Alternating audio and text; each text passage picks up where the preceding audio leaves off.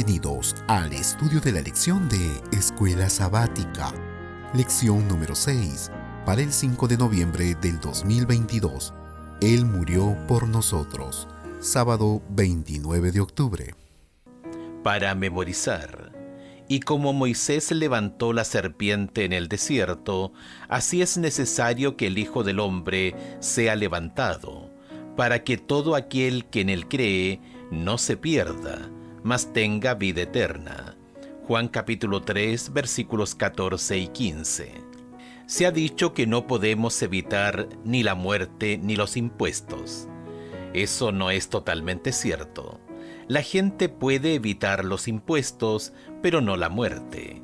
Es posible que puedan posponer la muerte unos años, pero tarde o temprano la muerte siempre llega.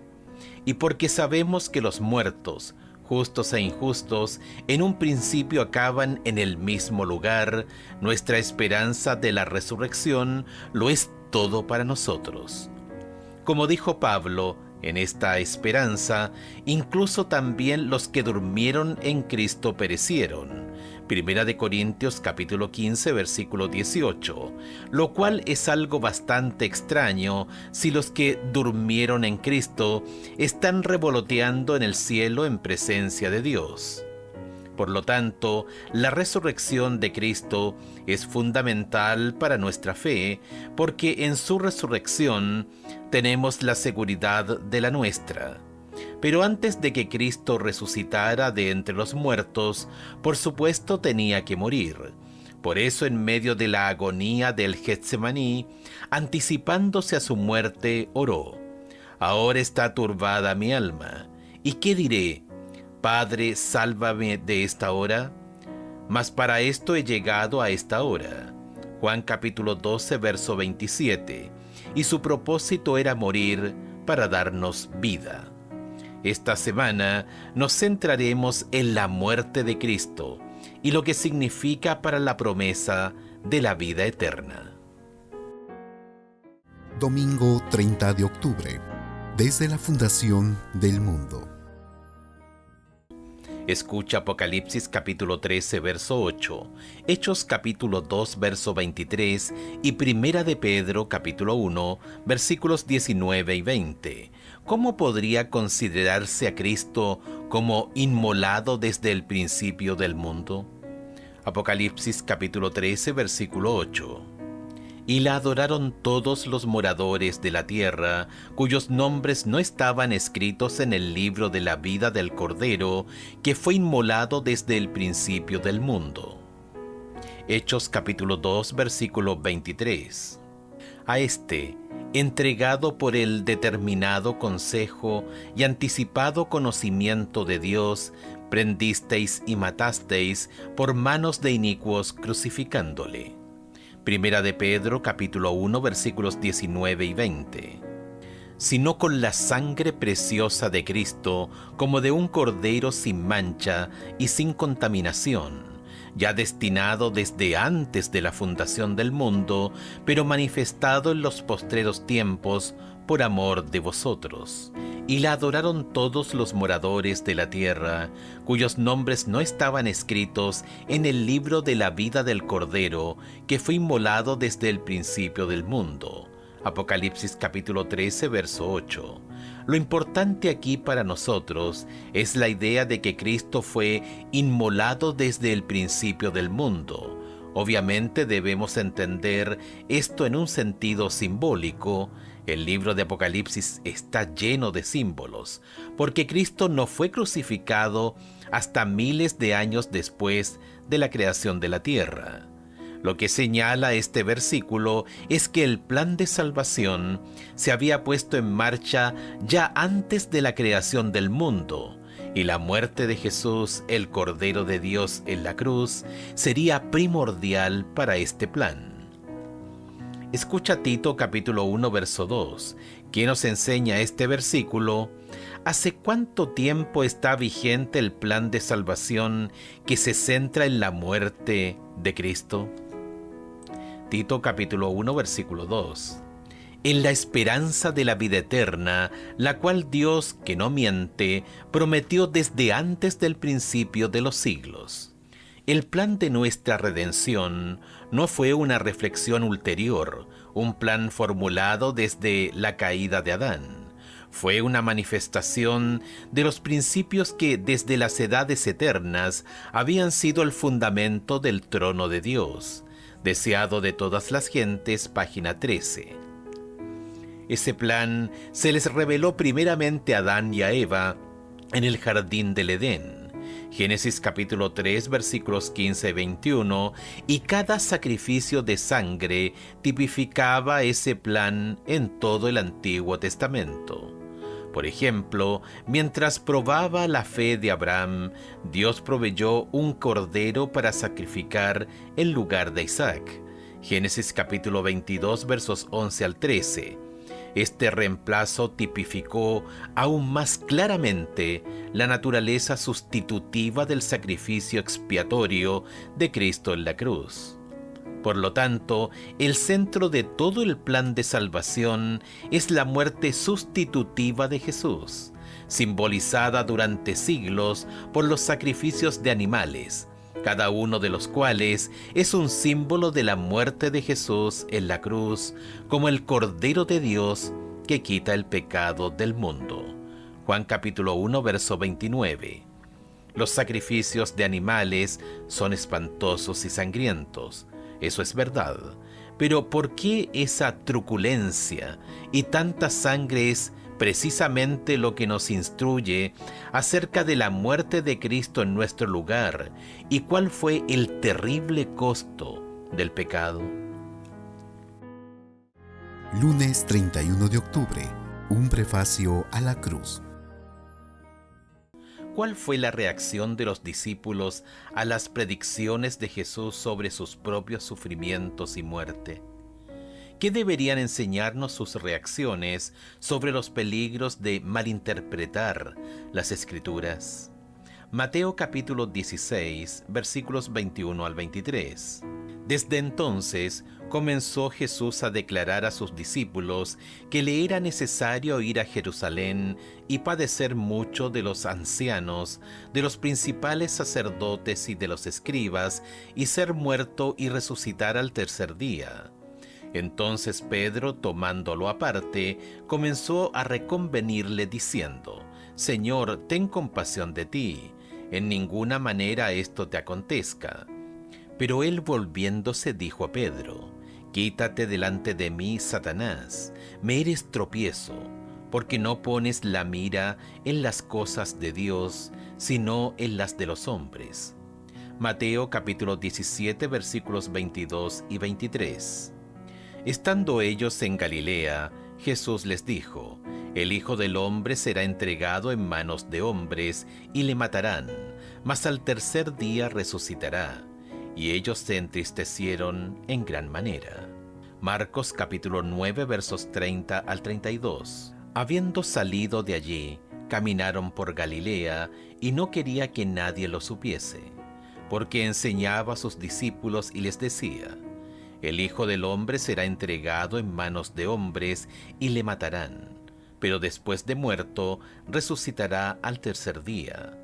Pero ellos no entendían esta palabra y tenían miedo de preguntarle. Lucas capítulo 9 versos 44 y 45. Haced que os penetren bien en los oídos estas palabras, porque acontecerá que el Hijo del Hombre será entregado en manos de hombres. Mas ellos no entendían estas palabras, pues les estaban veladas para que no las entendiesen, y temían preguntarle sobre estas palabras. Lucas capítulo 18, versos 31 y 34. Tomando Jesús a los 12 les dijo: He aquí subimos a Jerusalén, y se cumplirán todas las cosas escritas por los profetas acerca del Hijo del Hombre. Pues será entregado a los gentiles, y será escarnecido y afrentado y escupido. Y después que le hayan azotado, le matarán, mas al tercer día resucitará. Pero ellos nada comprendieron de estas cosas, y esta palabra les era encubierta, y no entendían lo que se les decía. Jesús nació para morir, y vivió para morir. Cada paso que daba lo acercaba más a su gran sacrificio expiatorio en la cruz del Calvario. Plenamente consciente de su misión, no permitió que nada ni nadie los distrajeran de ella. En realidad, su vida entera fue un prefacio a su muerte en la cruz. FEC, página 423. En el último año de su ministerio terrenal, Jesús habló cada vez más explícitamente a sus discípulos acerca de su muerte inminente. Pero ellos parecían reacios, no podían aceptar la realidad de sus declaraciones. Llenos de nociones falsas sobre el papel del Mesías, lo último que hubiesen imaginado de Jesús, especialmente como el Mesías, era que muriera. En resumen, su falsa teología los llevó a un dolor y un sufrimiento innecesarios. Ya a Nicodemo, Jesús le había declarado: y como Moisés levantó la serpiente en el desierto, así es necesario que el Hijo del Hombre sea levantado, para que todo aquel que en él cree no se pierda, mas tenga vida eterna. Juan capítulo 3, versos 14 y 15. Mientras estaba en Cesarea de Filipo, Jesús dijo a sus discípulos que tenía que ir a Jerusalén y padecer mucho de los ancianos, de los principales sacerdotes y de los escribas, y ser muerto y resucitar al tercer día. Mateo capítulo 16, verso 21. Al pasar en secreto por Galilea. Marcos capítulo 9, versos 30 y 32, y durante su viaje final a Jerusalén. Lucas capítulo 18, versos 31 al 34, Jesús habló nuevamente a sus discípulos acerca de su muerte y su resurrección. Como no era lo que querían escuchar, no escucharon. Qué fácil es para nosotros hacer lo mismo. La gente, especialmente el pueblo escogido por Dios, tenía conceptos falsos con respecto a la primera venida del Mesías. ¿Cuáles son algunos de los conceptos falsos que existen hoy con respecto a la segunda venida de Jesús? Martes 1 de noviembre. Consumado es. Escucha Juan capítulo 19, versículos 1 al 30. ¿Cuál es el mensaje fundamental para nosotros en la declaración de Jesús, consumado es? Así que entonces tomó Pilato a Jesús y le azotó, y los soldados entretejieron una corona de espinas, y la pusieron sobre su cabeza, y le vistieron con un manto de púrpura, y le decían: «Salve, Rey de los Judíos», y le daban de bofetadas. Entonces Pilato salió otra vez y les dijo: «Mirad, os lo traigo afuera, para que entendáis que ningún delito hallo en él». Y salió Jesús, llevando la corona de espinas y el manto de púrpura. Y Pilato les dijo: «He aquí el hombre». Cuando le vieron los principales sacerdotes y los alguaciles, dieron voces diciendo: «Crucifícale, crucifícale». Pilato les dijo: «Tomadle vosotros y crucificadle, porque yo no hallo delito en él». Los judíos le respondieron: «Nosotros tenemos una ley, y según nuestra ley debe morir, porque se hizo a sí mismo hijo de Dios». Cuando Pilato oyó decir esto, tuvo más miedo, y entró otra vez en el pretorio y dijo a Jesús: «¿De dónde eres tú?». Mas Jesús no le dio respuesta. Entonces le dijo Pilato: «¿A mí no me hablas?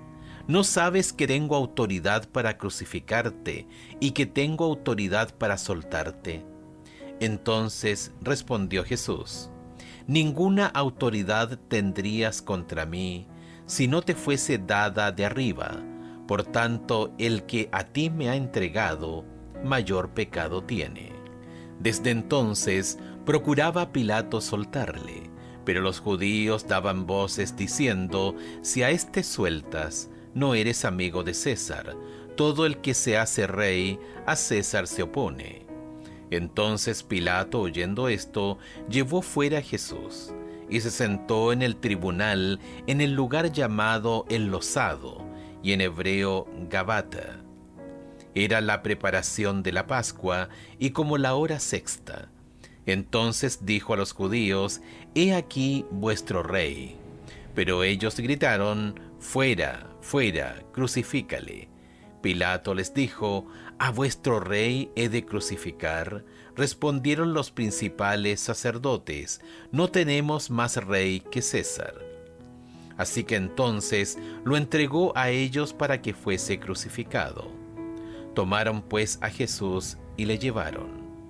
Y él, cargando su cruz, salió al lugar llamado de la Calavera, y en hebreo Gólgota. Y allí le crucificaron, y con él a otros dos, uno a cada lado, y Jesús en medio. Escribió también Pilato un título que puso sobre la cruz, el cual decía: Jesús Nazareno, Rey de los Judíos.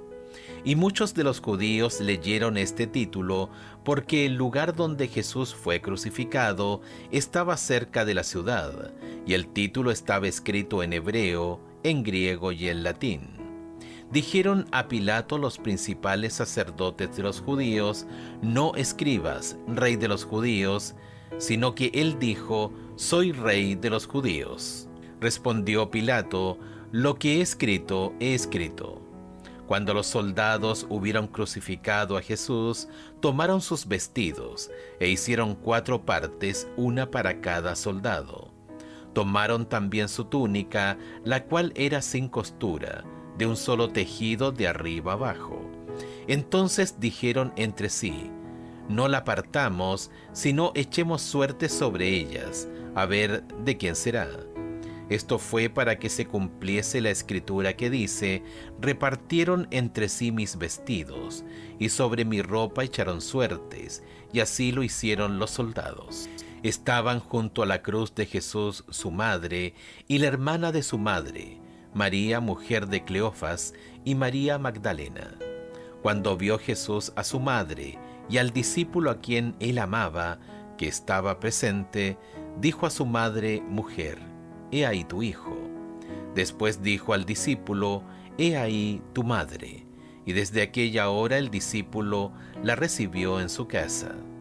Después de esto, sabiendo Jesús que ya todo estaba consumado, dijo: para que la escritura se cumpliese, tengo sed. Y estaba allí una vasija llena de vinagre. Entonces ellos empaparon en vinagre una esponja, y poniéndola en un hisopo, se la acercaron a la boca. Cuando Jesús hubo tomado el vinagre, dijo: consumado es. Y habiendo inclinado la cabeza, entregó el espíritu. Finalmente, habían llegado los momentos decisivos para Cristo, para la humanidad y para todo el universo. Con profunda agonía, él luchó contra los poderes de las tinieblas. Lentamente atravesó el huerto de Getsemaní, se abrió paso a través de los juicios injustos y subió al monte del Calvario. Los ángeles malos intentaron vencerlo. Mientras Jesús pendía de la cruz, los principales sacerdotes, los escribas y los ancianos se burlaban de él diciendo: a otros salvó, a sí mismo no se puede salvar. Si es el Rey de Israel, descienda ahora de la cruz y creeremos en él. Mateo capítulo 27, verso 42. ¿Podría Cristo haber bajado de la cruz y salvarse a sí mismo? Sí, hubiese podido, pero no quiso hacerlo. Su amor incondicional por toda la humanidad, incluyendo a los burladores, no le permitió rendirse. En realidad, los escarnecedores estaban entre aquellos por quienes él moría para salvar, y no podía bajar de la cruz y salvarse a sí mismo, porque no eran los clavos los que lo sujetaban, sino su voluntad para salvarlos. A. Plumer, An Exegetical Commentary on the Gospel According to Matthew, página 397. Con su sufrimiento, Cristo derrotó el reino de Satanás, aunque fue Satanás quien instigó los acontecimientos que lo llevaron a la cruz, incluyendo la traición de Judas.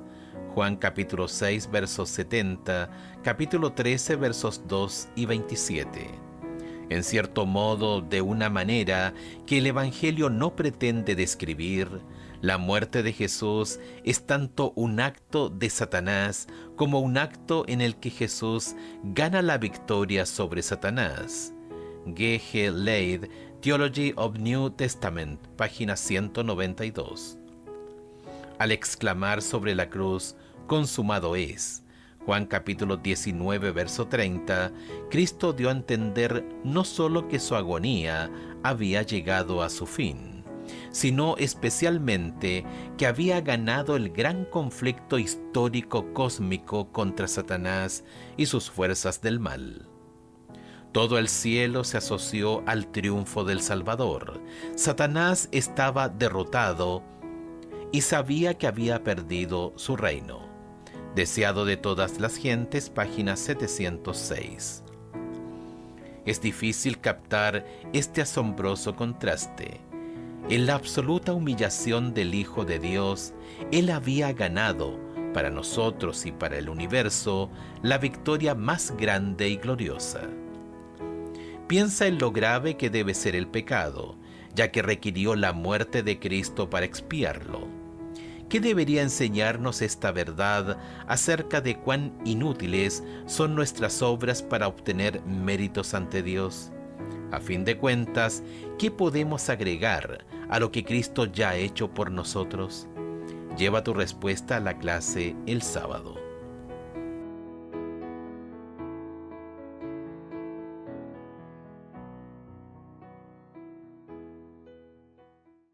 Miércoles 2 de noviembre. Él murió por nosotros. Escucha Juan capítulo 3, versos 14 al 18 y Romanos capítulo 6, verso 23. ¿Qué nos enseñan estos versículos? ¿Qué ganó la muerte de Cristo por nosotros? Juan capítulo 3, versos 14 al 18.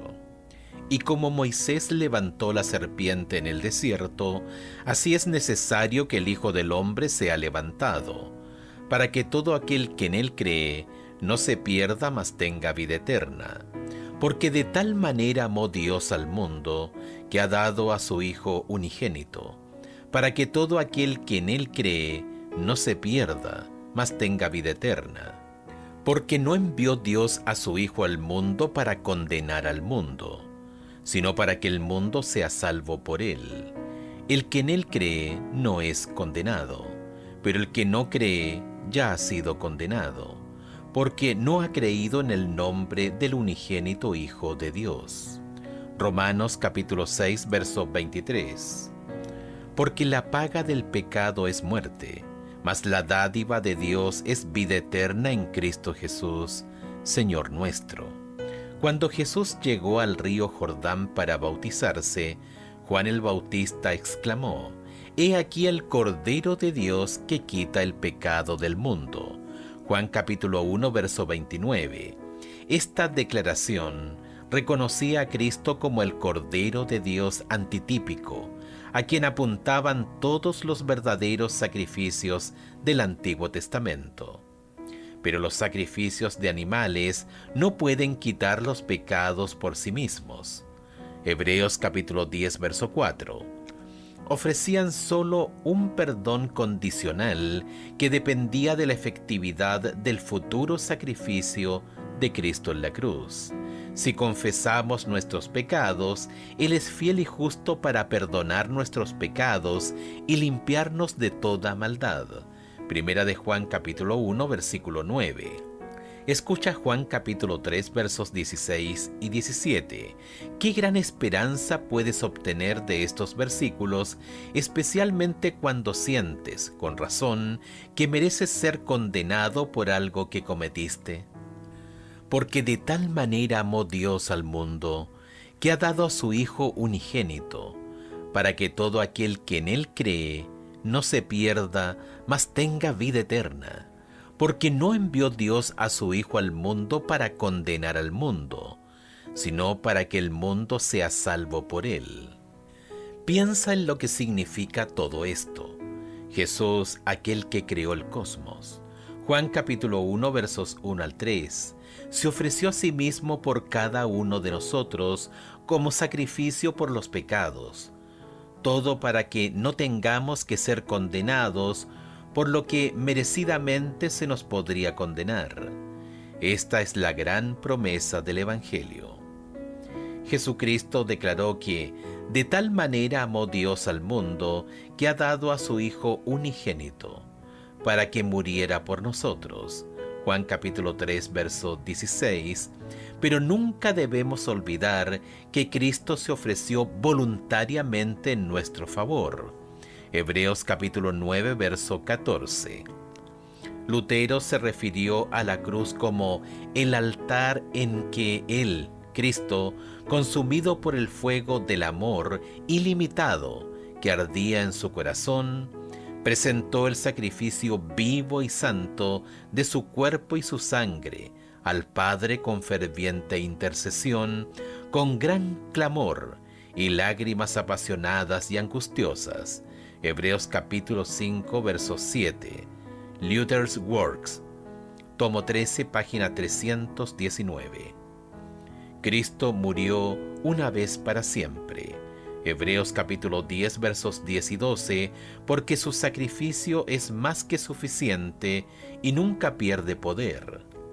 Es más, aunque hubiera habido una sola alma dispuesta a aceptar el Evangelio de su gracia, Cristo para salvarla habría escogido su vida de penas y humillaciones y su muerte ignominiosa. Ministerio de Curación, página 96. Vuelve a escuchar Juan capítulo 3, verso 16, reemplazando las palabras al mundo y todo aquel por tu nombre. ¿Cómo puedes aprender a hacer tuya esta maravillosa promesa momento a momento, especialmente cuando te sientes tentado a pecar? Jueves 3 de noviembre. El significado de la cruz. Escucha 1 de Corintios capítulo 1, versículos 18 al 24. ¿Qué está diciendo Pablo acerca de la cruz y cómo la contrasta con la sabiduría del mundo? ¿Por qué incluso hoy, cuando el materialismo, la idea de que toda la realidad es únicamente material, lo que implica que no hay un Dios ni un plano de existencia sobrenatural, domina la sabiduría del mundo, el mensaje de la cruz es tan importante? 1 de Corintios capítulo 1 versos 18 al 24. Porque la palabra de la cruz es locura a los que se pierden, pero a los que se salvan, esto es, a nosotros, es poder de Dios. Pues está escrito: destruiré la sabiduría de los sabios y desecharé el entendimiento de los entendidos. ¿Dónde está el sabio? ¿Dónde está el escriba? ¿Dónde está el disputador de este siglo? ¿No ha enloquecido Dios la sabiduría del mundo? Pues ya que en la sabiduría de Dios el mundo no conoció a Dios mediante la sabiduría, agradó a Dios salvar a los creyentes por la locura de la predicación. Porque los judíos piden señales y los griegos buscan sabiduría. Pero nosotros predicamos a Cristo crucificado, para los judíos ciertamente tropezadero, y para los gentiles locura. Mas para los llamados, así judíos como griegos, Cristo poder de Dios y sabiduría de Dios. La cruz de Cristo es el centro mismo de la historia de la salvación. La eternidad nunca podrá comprender la profundidad del amor revelado en la cruz del Calvario. Fue allí donde el amor infinito de Cristo y el egoísmo ilimitado de Satanás se enfrentaron cara a cara. Es en Haskell, la cruz y su sombra. Mientras Cristo se ofrecía humildemente como rescate por la raza humana, Satanás lo envolvía egoístamente en sufrimiento y agonía. Cristo no murió solo la muerte natural que todo ser humano tiene que afrontar. Él murió la segunda muerte para que todos aquellos que lo acepten nunca tengan que experimentarla personalmente. En cuanto al significado de la cruz, hay varios aspectos importantes que debemos recordar. En primer lugar, la cruz es la revelación suprema de la justicia de Dios contra el pecado. Romanos capítulo 3 versos 21 al 26. En segundo lugar, la cruz es la revelación suprema del amor de Dios por los pecadores. Romanos capítulo 5 verso 8. En tercer lugar, la cruz es la gran fuente de poder para romper las cadenas del pecado. Romanos capítulo 6 versos 22 y 23. Primera de Corintios capítulo 1 versos 17 al 24. En cuarto lugar, la cruz es nuestra única esperanza de vida eterna. Filipenses capítulo 3 versos 9 al 11, Juan capítulo 3 versos 14 al 16, Primera de Juan capítulo 5 versos 11 y 12. Y en quinto lugar, la cruz es el único antídoto contra una futura rebelión en el universo. Apocalipsis capítulo 7 versos 13 al 17, capítulo 22 verso 3.